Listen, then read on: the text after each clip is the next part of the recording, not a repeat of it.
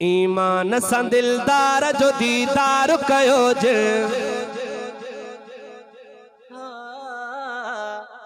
ईमान सां दिलदार जो दीदार कयो जे।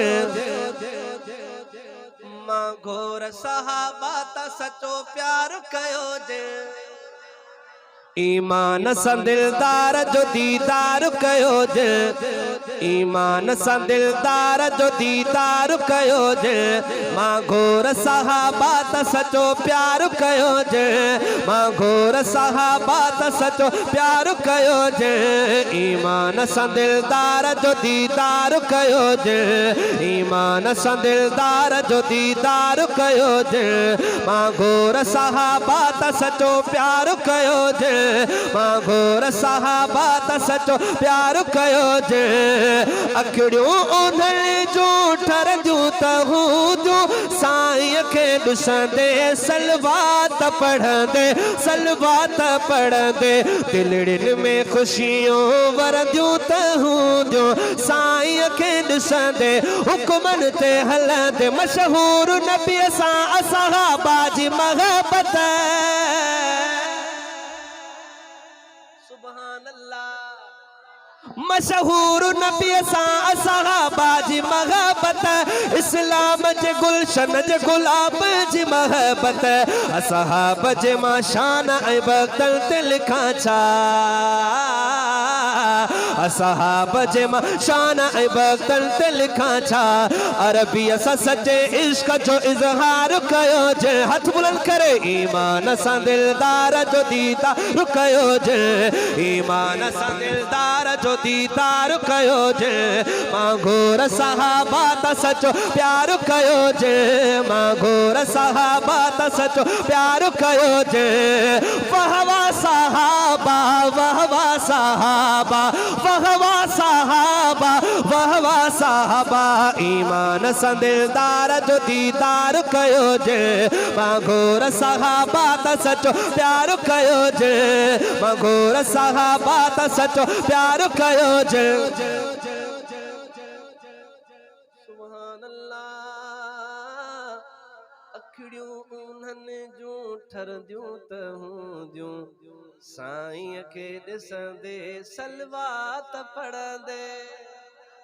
अखिड़ियूं उन्हनि जूं ठरंदियूं त हूंदियूं साईं खे ॾिसंदे सलवात पढ़ंदे। साईं खे ॾिसंदे सलवात पढ़ंदे।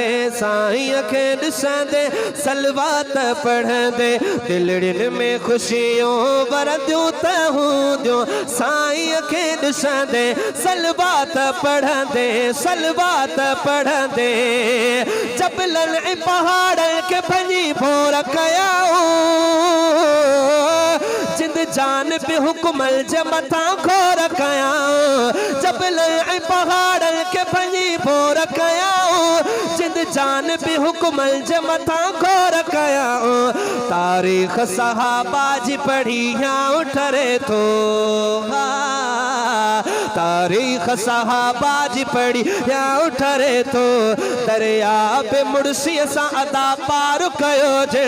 दरिया बि मुड़सीअ सां अदा पार कयो जे। मशहूर नबीअ सां सहाबा जी महबत। इस्लाम जे गुलशन जे गुलाब जी महबत। असहाब जे मां शान ऐं बख़्तन ते लिखां छा। अरबीअ सां सचे इश्क जो इज़हार कयो जे। मक्के खे छॾे हलबो मदीने त हली पिया। मक्के के छॾे हलबो मदीने त हली पिया। मक्के के छॾे हलबो मदीने त हली पिया। मदनीअ जी महबत में खणी पेर वधी पिया। हर जाए ॾिबो साथ सचो साईं अव्हां सां। हर जाए ॾिबो साथ सचो साईं अव्हां सां। अहिड़ो ई नबीअ पाक सां इक़रार कयो जे। अहिड़ो ई नबीअ पाक सां इक़रार कयो जे। ईमान सां दिलदार जो दीदार कयो जे। मां घोर सहाबा ता सचो प्यार कयो जे। मां घोर सहाबा ता सचो प्यार कयो जे। शहज़ाद थिया घोर सहाबा जे हथ तां।